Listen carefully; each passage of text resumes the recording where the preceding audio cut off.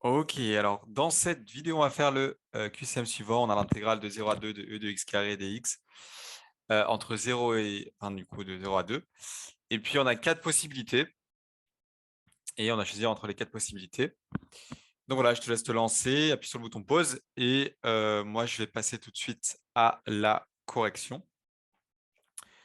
Alors c'est parti pour la correction. Donc c'est quelque chose de très astucieux. On va voir comment. Donc on va remarquer tout d'abord que la fonction de x carré, elle est croissante sur 0,2, puisque l'exponentielle est croissante et que x carré est croissante sur 0,2. Donc, puisque la fonction de x carré est croissante sur 0,2, j'ai que e de x carré, comme le x il est entre 0 et 2, bah, e de 0 au carré est plutôt égal à e de x carré, qui est plutôt égal à e de 2 puissance, enfin 2 au carré, puisque je rappelle, un x, il est entre 0 et 2. Et que la fonction e de x carré, elle est croissante. Donc, comme la fonction est croissante, ça garde les inégalités. Ensuite, je développe. Donc, e de 0 au carré, ça fait e de 0. E de x carré, ça fait 2x carré. Et e de 2 au carré, ça fait e de 4.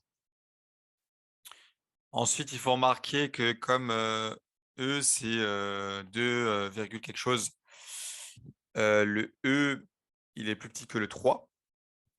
Donc, e puissance 4, c'est plus petit que 3 puissance 4. Et 3 puissance 4, c'est 81.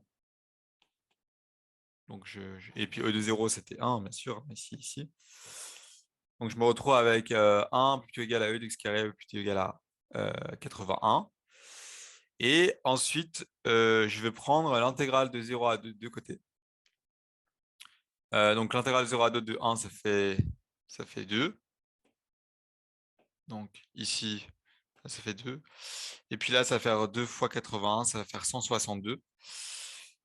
Mais comme on n'a pas 162 dans les réponses, mais qu'on a 200, on peut majorer par 200. Donc je me retrouve avec cette intégrale-là, qui est i, qui est entre 2 et 200. Donc là, la réponse du QCM, si je remonte, bah, ça va être la première. Et donc ceci achève cette vidéo.